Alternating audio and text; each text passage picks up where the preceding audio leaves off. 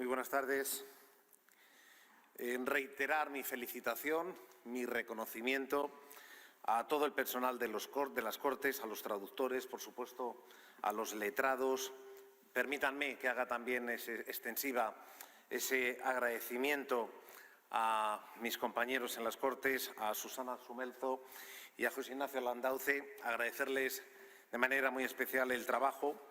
Y una vez concluidas las sesiones que han conformado el programa de estas jornadas de trabajo y que espero y estoy convencido que hayan sido de plena satisfacción de todas y cada una de las delegaciones que nos han honrado con su presencia, nos aproximamos ya a la clausura de esta reunión de presidentes de la COSAC celebrada aquí en el Palacio del Senado, que, como esta mañana decía, a partir de ahora ya es la casa de todos y de cada uno de ustedes.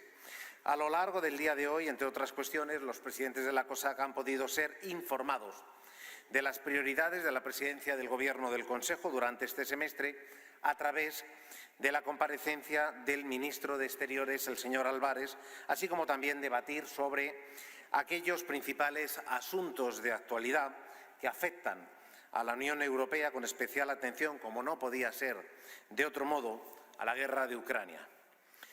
Todo ello, estoy seguro, habrá sido de gran utilidad para la adecuada preparación del próximo plenario de la COSAC, que tendrá lugar en próximas fechas en Madrid.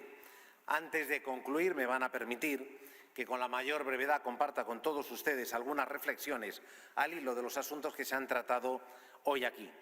Decir que la dimensión parlamentaria es esencial para el gran proyecto político europeo. Seguramente podrá parecer un tópico o una obviedad, porque Europa, como bien sabemos, es mucho más que un concepto estrictamente geográfico. Por encima de todo es, desde hace al menos 70 años, un concepto político. Más concretamente, un concepto basado en los principales fundamentos de la democracia liberal, en cuyo núcleo se sitúan los parlamentos como depositarios de la representación política de los ciudadanos. No es, por tanto, casual que todos los pasos que históricamente ha ido dando el proyecto de construcción europea hacia una mayor unión política hayan ido siempre acompañados de un esfuerzo tanto del Parlamento Europeo como de los órganos de cooperación interparlamentaria, entre los que la COSAC siempre ha ocupado, como bien sabemos, una posición preeminente.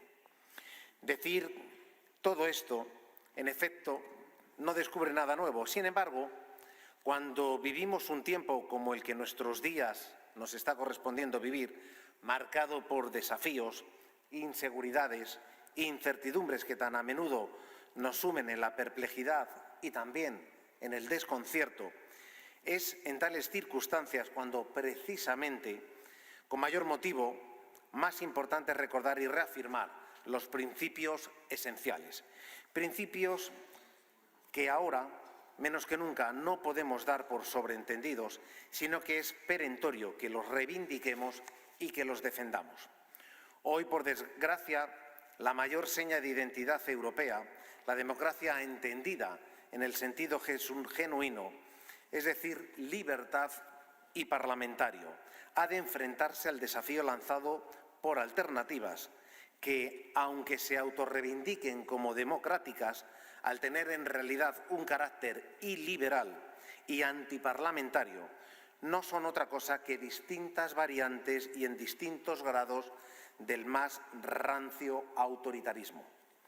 Esta mañana recordábamos la fecha en que la COSAC obtuvo su acta de nacimiento, también aquí en Madrid, en el año 1989. Aquel fue también un año importante, ya que tuvo lugar la caída del muro de Berlín, un acontecimiento histórico que fue interpretado como el inicio de una nueva era en la que la democracia y la libertad se extenderían por todos los territorios de nuestro continente, abriendo así paso a una convivencia fructífera de todos los europeos en paz y en bienestar. En efecto, se derrumbó aquel tristemente famoso telón de acero con el que el imperialismo soviético había aplastado los anhelos de libertad de la Europa del Este, y eso permitió que la democracia pudiera rebrotar y también crecer en los países antes sometidos a regímenes comunistas y que hoy, en su mayoría, forman parte de la Unión Europea. Por desgracia, los viejos fantasmas de un pasado que, con un evidente exceso de ingenuidad, dimos por definitivamente superados, han vuelto a surgir de las tinieblas de la historia. Y al hacerlo, nos han vuelto a recordar que la democracia sí es el sistema político más avanzado construido por las sociedades humanas, pero también es altamente vulnerable y que, por tanto, jamás podemos descansar confiados, sino mantenernos siempre atentos y firmes en su defensa. El rostro más terrible de nuestro pasado, la guerra, ha vuelto a asomar en nuestras tierras europeas. Hoy, Ucrania se ve obligada, frente a la invasión rusa, a luchar en defensa de su soberanía y también de su libertad. Hoy los europeos vemos con consternación el resurgir del peor enemigo de nuestros anhelos de paz, libertad y progreso, ese nacionalismo siempre supremacista y agresivo que no entiende el derecho internacional ni los derechos humanos, que siempre busca imponer su fuerza sobre la razón, los relatos falsos sobre los hechos auténticos y que es consustancial al régimen autocrático de Vladimir Putin. En esta jornada hemos tenido la ocasión de escuchar la intervención de la presidenta de la Comisión de Integración de Ucrania en la Unión Europea. El suyo ha sido un testimonio rescatado de los libros de historia europeo de la primera mitad del siglo XX. El suyo es un testimonio del presente, del aquí y del ahora. Desde el primer momento, la Unión Europea, tanto a través de las instituciones comunitarias como de sus Estados miembros, ha dado una respuesta firme a esta intolerable invasión llevada a cabo por Rusia y, consiguientemente, un amplio apoyo político, económico, financiero y, por supuesto, también militar a Ucrania como país víctima, porque eso es lo que es Ucrania, país víctima de esa agresión. Este compromiso ha de ser tan firme y duradero como lo sea la propia guerra. Su objetivo no debe ser otro que el de la solución del conflicto de acuerdo con los principios de la Carta de las Naciones Unidas y las normas de derecho internacional. Y, evidentemente, la cooperación con Ucrania deberá continuar cuando las armas se silencien y comience su etapa de reconstrucción. Tal es la postura que mantiene el actual Gobierno en funciones en España y pueden confiar en que, independientemente de la composición del próximo Gobierno, esta postura no va a variar en lo sustancial, porque el consenso entre las fuerzas principales políticas de nuestro país es claro y es rotundo en este asunto. No estamos hablando solo de las obligaciones de la buena vecindad con un país próximo, con un país cercano. Algo así, por ejemplo, es lo que nos mueve ahora a expresar nuestra solidaridad, nuestras condolencias y también nuestros ofrecimientos de ayuda a las víctimas del devastador terremoto que asoló Marruecos hace tan solo 15 días. Ucrania es distinta, porque la guerra que sufre no es algo que esté sucediendo a las puertas de Europa, sino en el corazón de Europa. Es, por tanto, una agresión militar que a todos los europeos nos concierne. Porque, en definitiva, el desafío de Rusia de Putin va contra nuestra propia forma de entender el mundo, contra nuestro orden de prioridades como demócratas, de acuerdo con el cual nunca, en modo alguno, ninguna idea o creencia puede tener más valor que el de una sola vida humana. No podemos cerrar los ojos ante la evidencia de que en nuestro siglo, el siglo XXI, está teniendo lugar un alarmante rebrote de regímenes políticos, muchas veces con apariencia pseudodemocrática, pero descaradamente autoritarios en la práctica. Ante esto tampoco deberíamos bajar la guardia, porque nuestras fronteras exteriores no sirven como un cordón sanitario que pueda protegernos del riesgo de involucionismos autocráticos. Este virus también puede extenderse en nuestras instituciones, en nuestras sociedades y quizás posiblemente ya lo esté haciendo. Ante eso no podemos solo resignarnos o lamentarnos. Debemos actuar y debemos actuar en defensa de un acervo político que constituye nuestro más preciado patrimonio, algo que a los europeos nos ha costado siglos de dolorosos ensayos y errores poder hacerlo realidad.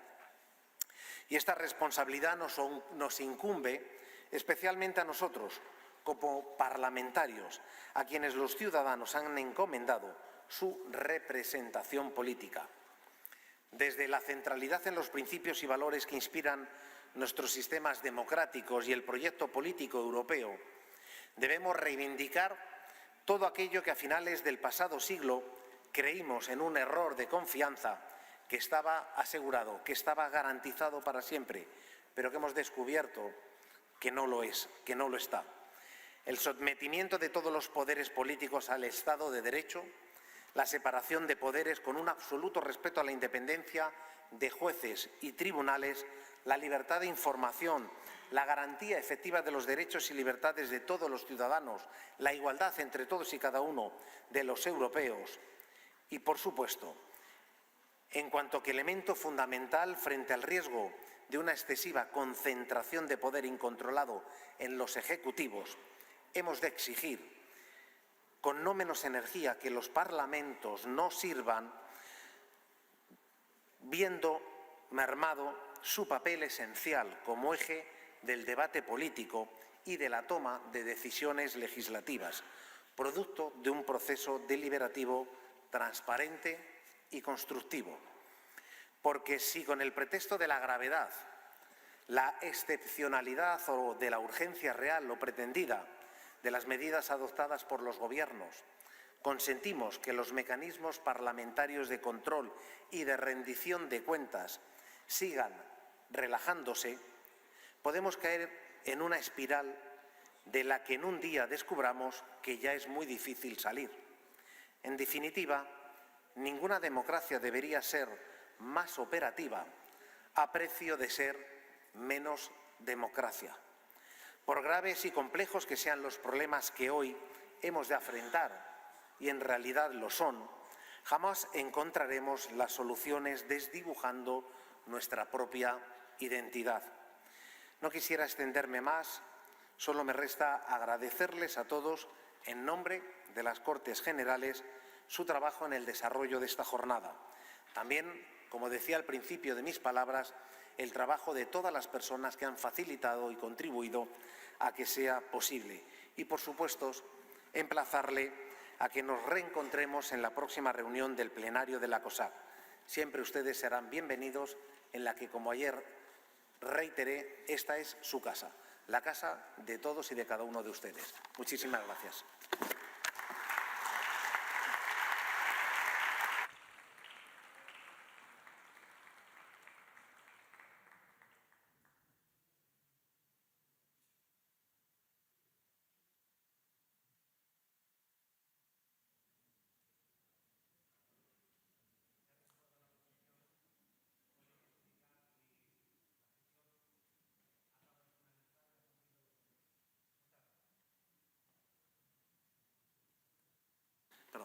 Como decía, ya retomando esta posición, agradecerles a todos su presencia y ha concluido la sesión. Muchísimas gracias.